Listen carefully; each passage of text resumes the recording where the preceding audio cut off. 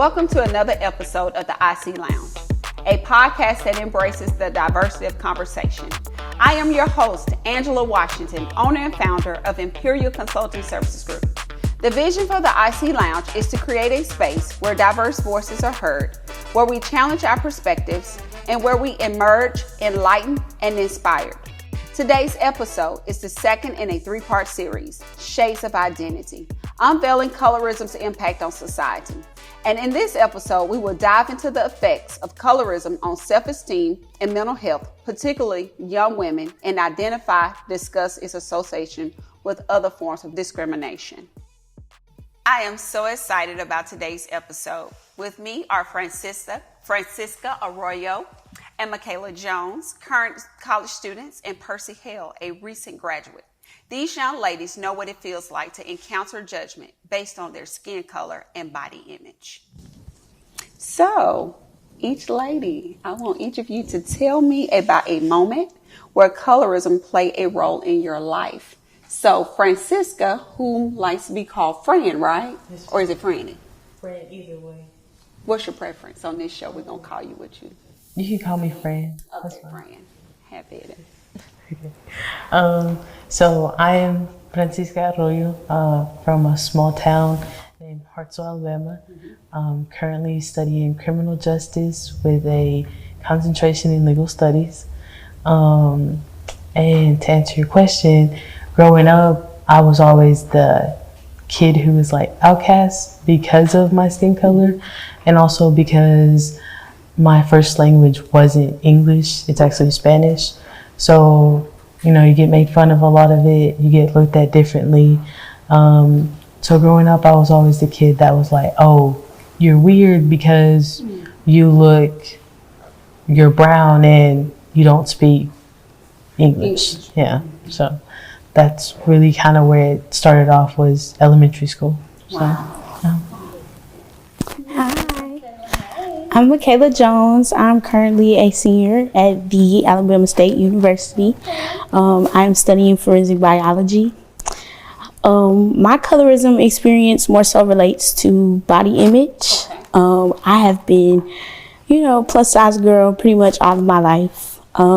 So I get, turned down a lot from different things that I wanted to do. My main purpose of coming to Alabama State was to be a part of the Honeybees.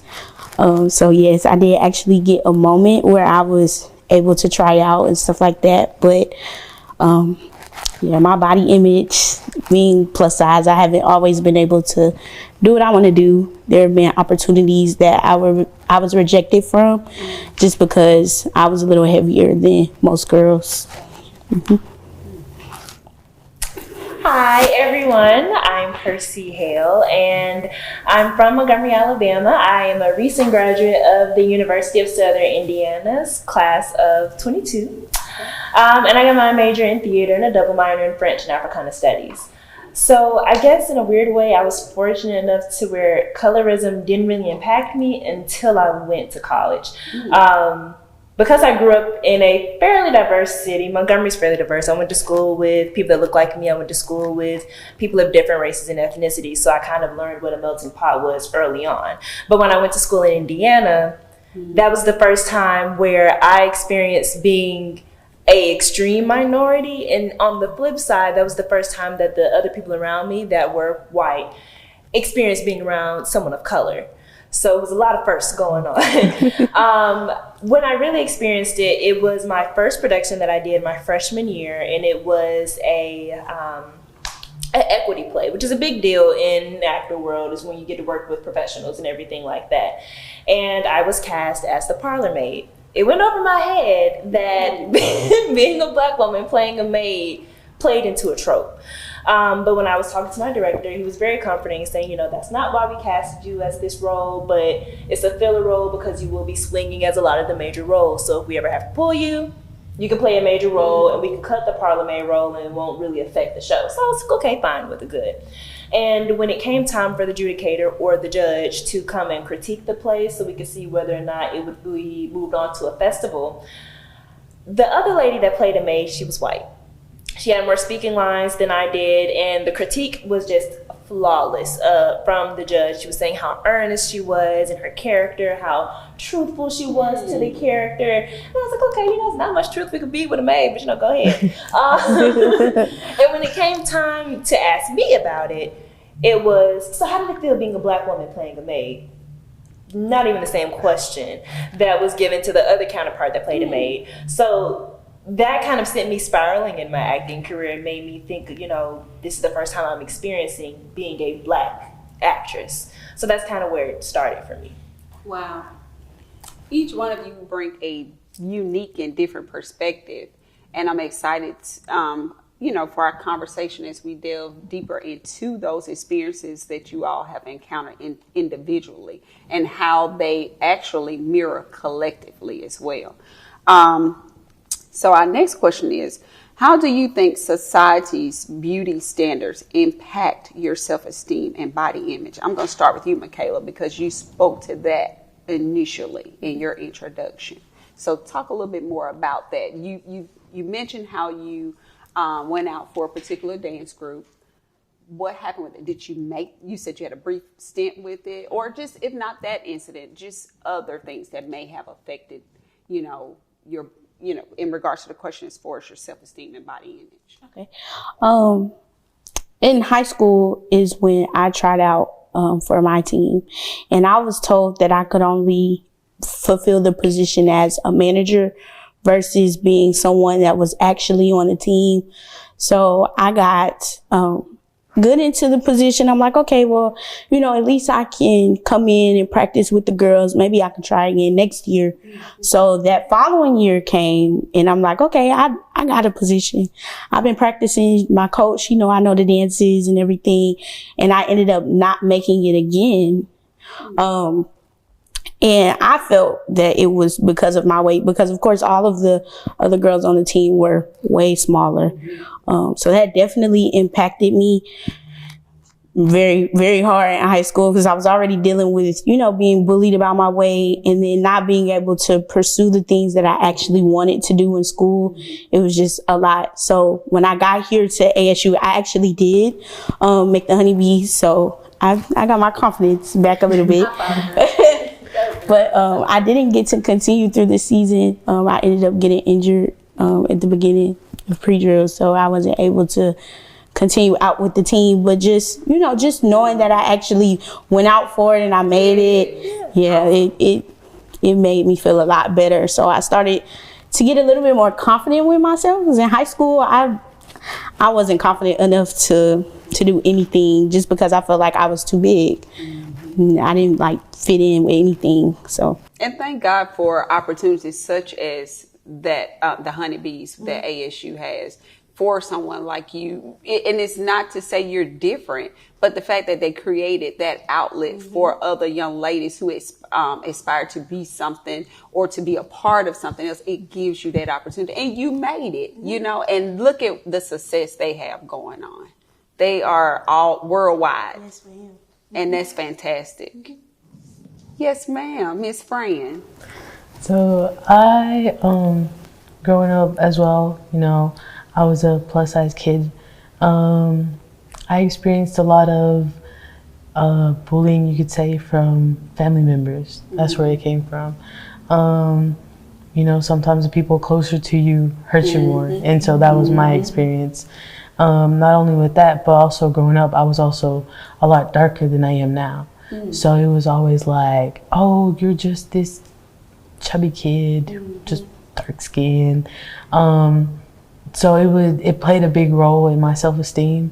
Now that I'm in college and I have friends that really embrace me and really want me to do good, it's kind of building back up slowly but surely. Absolutely. But my family really would get into me a lot about, oh, why are you eating this? Maybe you should stop eating.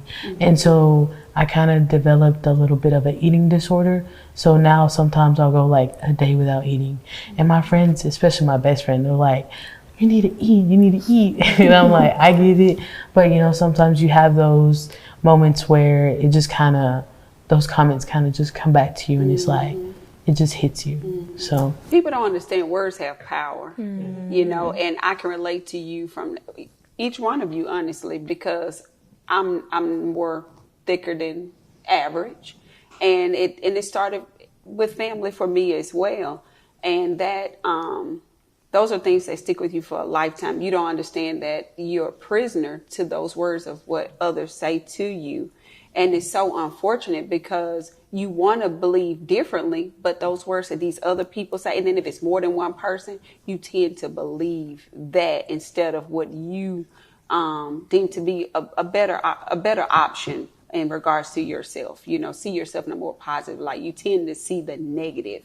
It takes over. So I'm glad you do have a friend who's real with you and tell you, no, girl, you need to eat, and I'm glad you found the outlet of and really college is a melting pot. And you get to see so many different people who look like you, and you don't feel like you are outcast or alone. So I'm glad you all have found those outlets for yourselves. What about you, ma'am? Is it weird that I have the opposite? So I kind of experienced it on the opposite side of things. I've always been small all my life. And I remember I would get comments from family members, which not many people talk about, saying, you need to eat some more. I remember I would go and visit my dad's house, and I eat a lot, but I eat slow, one, and I eat in spurts. I love a good leftover. So I was like, okay, I'm going to eat some right now, I'm going to put it back, and I'm going to eat some more, I'm going to put it back, I'm going to eat some more, put it back. They would pile my plate up with all these different things, and I'm like, y'all, I didn't ask for that. I asked for my beans, asked for some chicken, and some macaroni and cheese. That's it. But because I was so small, they wanted me to kind of fill out. And 23 years later, I still have not filled out, but that's okay. It's definitely okay. It is. But even, kind of looking at how social media now, you have the it girl that's curvy. Mm-hmm. She has a small waist and a big behind. I didn't get all of that. And so it was kind of me figuring out, okay, how do I become confident with what little I got? Make what you have work. And it was a weird spot to be in because nobody ever talks about it from the opposite end. Or when you do talk about it, you're shushed. Because on the one hand, eat more because you're not big enough. But on the other hand, when you complain about being big enough, girl, people would kill to be your size. And so it's like, which one is it? Is people killing to be my size, or do I need to eat more? Like, what's going on? So you know what? We know the answer to it. It's to embrace what you have. Yes. I mean, we all covet something or admire something about somebody else that we wish we had. Right. But, I mean, it would be boring if each one of you looked like the other. Right. I like the diversity that I'm seeing right now on my couch in the IT lounge. I love it. Each one of you have a very different, unique perspective. Each one of you are beautiful. You understand what I'm saying? So do not let anyone tear you down because of their insecurities or their lacks. You understand? God made you unique for a purpose. So I love the fact that each one of you are bringing something totally different. This is divine, and I'm very grateful for this conversation. Tell me this. Have you noticed differences in treatment or attitudes based on skin tone among your peers? And we know in the media. So let's talk a little bit about that. Percy, if you could start us off on Sure. We're kind of in a weird age where dark is in, but only in certain aspects. A lot of people love the quote-unquote ethnic look. So you have a weird place in the market where people are now wanting either the darkest they come, or they're wanting black features, but not on black bodies. Which is a weird space to be in. So, I mean, for me in marketing, I've always just kind of, similar to what we were just talking about, work with what I have. And if you like it, you like it. If you don't, that's fine. It probably wasn't a project that was meant for me anyway. But it's kind of weird the way that society, the way that socials are kind of moving in that sense, because I've experienced it kind of in strange ways where there's probably an actor or actress that looks pretty is not the right word, has a lighter complexion, or has curlier ringlets of hair, and then here I come with my natural 4C hair, which I can't see. Let me hold you right there. You said prettier. Who said her curlier or her lighter skin was pretty? See how you, we have to work on that. We have to really work on that because that is not beauty. Yeah. Who said that? You know, what makes you not beautiful, or each one of you? I can't stand that. Yeah. So I'm glad you caught yourself on this show. You better remember that. And from here on out, correct yourself. Yes, no, ma'am. You are beautiful. Thank you. Okay. Can you read the question? Sure. Have you noticed differences in treatment or attitudes based on skin tone among your peers or in media? Okay, yes, definitely. I feel like sometimes I get the better end of the stick just because I'm a little brighter or, than my friends. I have a lot of darker skinned friends, and majority of my family is darker. So when I go out like with my cousins or I'm with my friends, they call it like pretty privilege, I guess, just because I'm light skinned. So I'll get free drinks or, getting into different areas. Who's buying these drinks?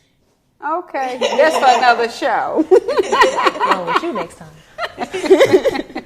But I definitely see the difference. I don't necessarily like it. I tend to kind of stay away from places or people who've put one of us like above each other. We're all equal. We all look good. So, There you go. I love it. Yes, Miss Fran. So I experienced a lot of it back in high school. Now that I'm in college, it's a lot different because majority of my friends are all Black, and they all like to embrace each other in our features. So I'm really thankful that, God put them in my life because I feel like I was missing that. But in high school, it was really a lot of, because all my friends were white, even my best friend, or the person who called herself my best friend. It was hard. Sometimes it would be like, we would go shopping and I would try on, let's say like a nice royal blue kind of color. And I thought it looked good. And they're like, no, you shouldn't do that. It's just, it's not for you. And I'm like, okay. And this was like the girl who was supposed to be my best friend. And I'm like, okay. I see where you come from. So I just kind of like stopped coming around as much. And then obviously everybody just starts acting different. They start acting funny.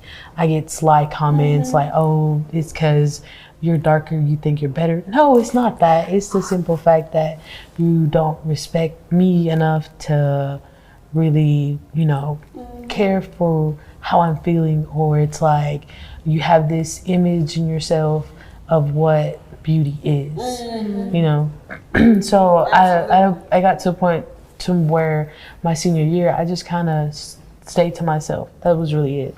I would have conversations, I would talk to people, but it was really just to myself. And they were like, hey, would you like to go out? And I'm like, no, I'm good. I'm gonna stay home. So, I kind of learned that, sometimes people who call yourself your friends or your best friend aren't really always who they are. So you just have to find your people.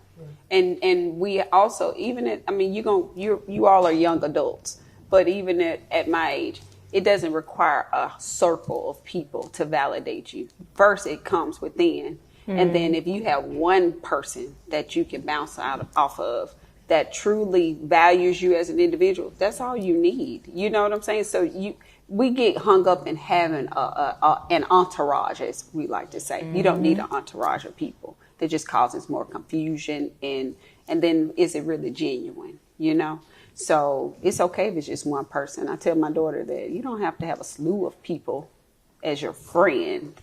You just need one. If you find just one good one, that's sufficient. So moving along, have you ever had conversations with friends or family about colorism?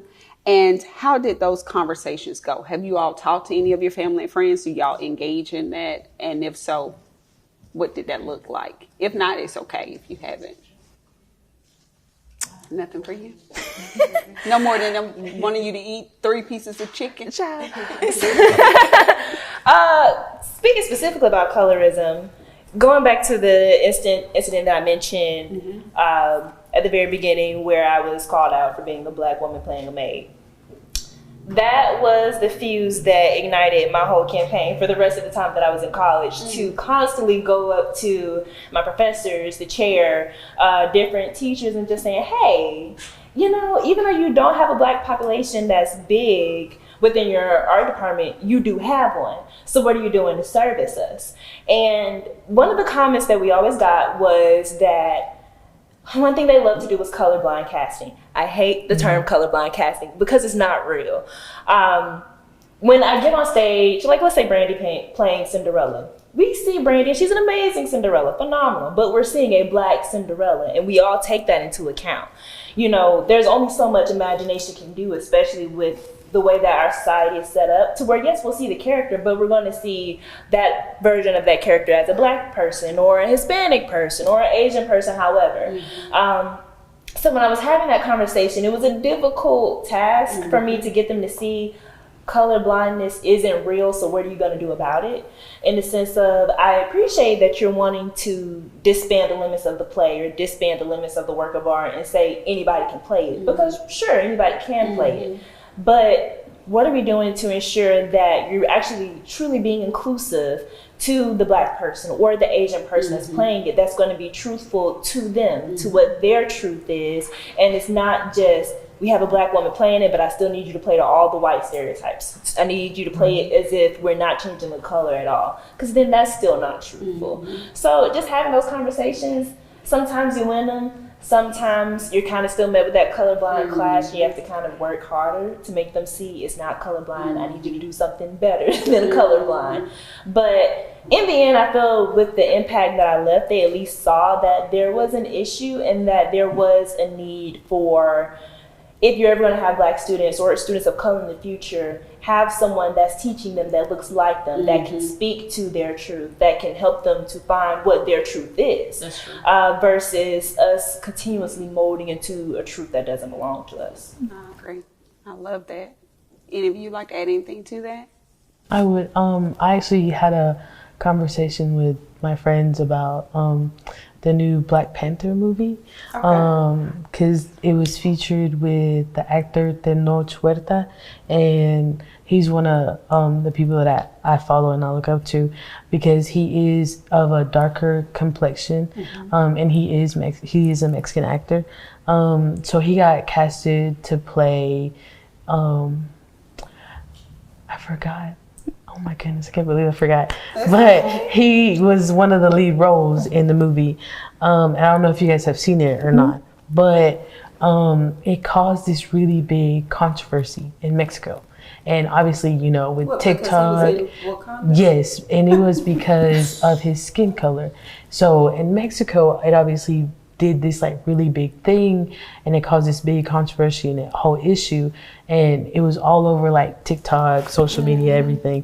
And so I actually ended up going home one weekend, and my parents were like, what is all this commotion about this movie? I was like, oh, let's get into it. Like, I was really excited. And I'm like, You're making the signs and everything. Yes. So I told them, I was like, so the reason is because he is a darker skinned Mexican actor. I'm like, and the people who are lighter skinned don't like that. They say that he doesn't represent Mexico as a whole, that he's not for the people. And I was like, y'all are so wrong, because if like the way he likes to advocate for the kids who are of a darker skin complexion, because him growing like as an actor, he said the only parts he would ever get were like the boy who's cleaning up the house, you know. Yes. So he would always get those parts where it's like the stereotypical parts of like, you're a darker skinned Mexican man, these are your jobs kind of thing. So with him getting this lead role, it was like this really big thing. And he was like, no, he said, you know, I want to be that light for those kids who are of a darker skin complexion, that, you know, didn't have dreams. And, you know, like you see somebody who looks like you, and it's like, oh, well, if he did it, then I can do it too. And he's like, you know, he's for the people, really. So he's one of the people that like I look up to and I like to follow. Especially, and I had that conversation with my parents, and they're like, well, that's kind of weird. I'm like, it is weird. I was like, but I'm happy that we're having this conversation. Right. I was like, you guys may not notice it, but I do. I said, whenever we go to the store, what happens? I was like, we always have somebody following us around. I'm like, why do you think it is? And they're like, well, that's a shame. I said, it is, but that's the world that we live in. That's so, yeah. It's ignorance. It's just true ignorance. Can I ask a question? Sure. So I know kind of how colorism works within the African American community. Of course, lighter skin complexion people are more valued, society standards, than people of a darker complexion. Is it the same thing with the Hispanic community, or is it like reverse or stuff? Because I know caste systems and all that stuff in different cultures. How does that work with y'all? It's the same. It really is. So growing up, my grandma used to take care of us when my mom would go to work. And she would always turn on her novelas, and every actress or actor you would see was the lead roles were obviously of a lighter complexion. So they're the people that would like have money, own the house, own land, and then your maids or the people that worked for you were those of a darker skin complexion. So then growing up, you're like, oh, well, that's kind of, really? Are we really like that? Right. So it's almost the same. Yeah. This is great conversation, and we will explore this more after this short break. This episode of the IC Lounge is sponsored in part by the Bene Choice Companies, a benefits and financial choices company, helping companies navigate the ever-changing healthcare industry by choosing the benefits plan that meets their needs. For more information, visit benechoicecompanies.com. And the Iser family, supporting work that promotes a more inclusive community. Siraj Family Homes believes in stability, safety, and permanency for all children. To learn about our programs, training opportunities, and services for prospective foster or adoptive parents, call 334-271-2402 or visit sirajfh.com. Want to transform your workplace environment? Imperial Consulting Services Group collaborates with organizations of any size to build diverse, inclusive, tech-driven workplaces through fostering responsible leadership and cultivating engaged employees. We offer DEI and belonging consulting and training, strategic planning, and professional, organizational, and design services. Put our proven strategies to work for you. Schedule your appointment today at imperialcsg.com. Welcome back to the IC Lounge as we continue our conversation about body image and colorism. All right, ladies.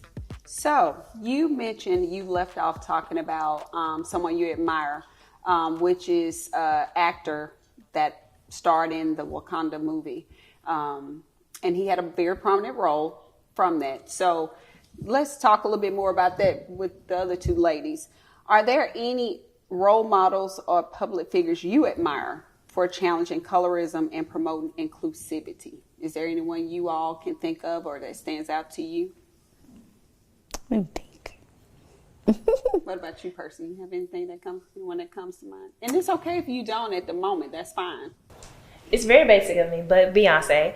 Oh, you're a beehive. I'm a heavy beehive. I love Beyonce. Even though she is of a lighter complexion, I appreciate all the work she's done in her career recently, and really beforehand, but heavily recently, on including everyone with body image, with just exploring and including every color. When Brown Skin Girl came out, I think if it was a record, I would have played it till like the little record tape would have came out, because it was just heavily in rotation, heavy in my get ready. because it was just so fun and so uplifting. It was rare that we ever heard something in music talking about darker skinned women. For the longest, it was like a long head, thick red bone, something about being a lighter complexion. If she's darker, we don't want her. And this was the first time we had an anthem that was just for us. So I loved it. I love the work she's been doing with including, especially on the Renaissance tour, including dancers of all shapes, of all sizes, all races. I love it. I love it. I just really look up to how she is using her platform to make space for people that we don't always see in those spaces. Absolutely. I'm gonna agree with Beyonce. Yes, definitely, because You're a dancer, you're partial to that. yes. So there was definitely a lot of plus size inclusivity on the tour. Yes, I like that. So yeah, Beyonce definitely, she includes everybody. Yes, she's an awesome performer. I got to be a part of the Renaissance tour myself, and that was a great experience to see that. That was cool. So let me ask you guys this. What strategies do you use to build your self-confidence and resist negative messages about skin color? Or are we still working on some things? And it's okay. If you don't have strategies yet, it's okay. We're still working on it. We're all work in progress, by the way, okay? I can say personally, I'm still working on it. I feel like it's gotten better over the years. I think I started working on it more heavily now that I'm in college, really. Because like I said, so growing up with family, there's one person in particular who would always just like tear me down. And she still does to this day. She happens to be one of my aunts. And now, you know, I was raised with like, respect your elders, don't talk back, you know. That's right. But it's gotten to a point to where I'm starting to realize, well, if you're not respecting me or showing me any respect, why should I have to do the same for you? I understand you're an older person and you're an aunt and all, but at the end of the day, there's a fine line with like getting respect and receiving respect. So she'll make a sly comment about, oh, well, you look like you're too dark. You need to stay out of the sun. And I'm like, well, I don't think I'm dark enough. I think I'm just going to lay out in the sun one day and just bake, you know? And they take it as like, oh, you're being disrespectful. No, I'm just answering you with a smart comment for once. I had a great aunt, Larissa. So now she used to tell me every chance she could get, you need to wear a girdle, a body shape. I'm like, I'm not going to be stuffed up every day because you want to do that. You know, she was a little petite lady, but back then they believed in dressing up every day, 7 days a week. She had a hat on and some suits. And then she would have on her little shapewear. And she's like, girl, you need to put on a girdle. And I'm like, no, I'm not. I will not be stuffed up in it. Now, I do. No offense, followers. I do wear Spanx. The girl loves them, but not every day. Not every day.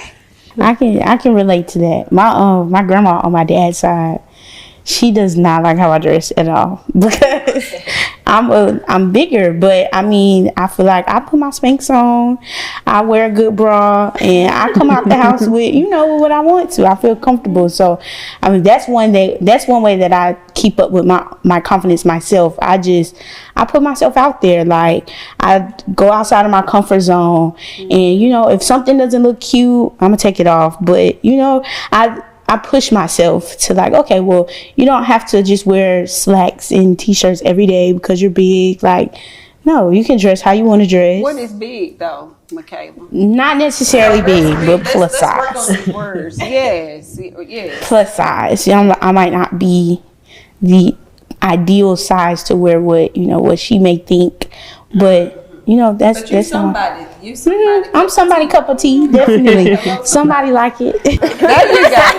So let's break these stereotypes today, honey. Y'all think about these words before they come out your mouth. And if I happen to say it as your host after preaching to you, remind me, okay? As we get ready to bring it to a close. So talk to me, ma'am. Same thing. I just put myself out there and don't feel bad. My mama thinks she done raised something out the street sometimes. Don't you do that. put myself out there.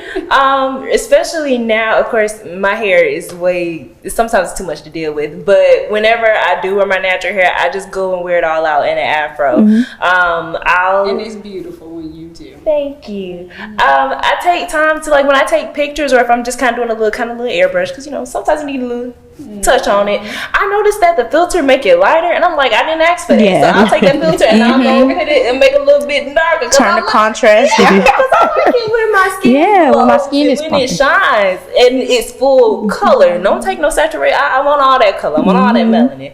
So I just put myself out there, and what I've actually noticed is now that I've started embracing more, embrace wearing my natural hair more, embrace really wearing makeup less.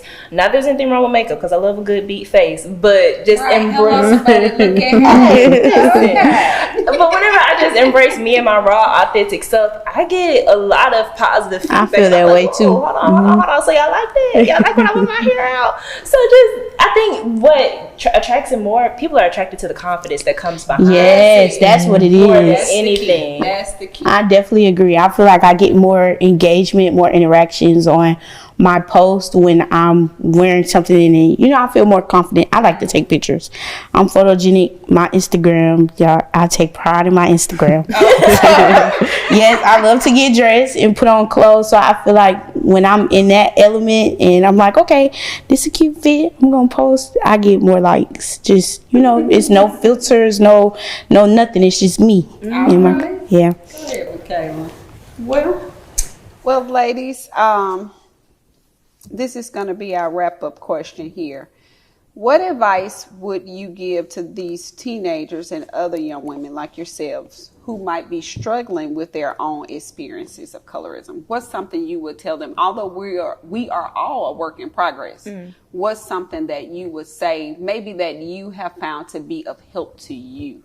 Something else that, you know, we may not have touched on or you may have shared already. Is it something, some little tidbit you could share? I would say really embrace yourself, regardless of your background. Growing up, there was a point where I was like, man, I really wish I was blonde hair, blue eyed, you know, but then I started realizing like, no, like you are who you are for a reason. And sometimes I started wearing more of my like traditional clothing. And I love when I do it because I feel like it's like, this is me, this is, you know, who I am.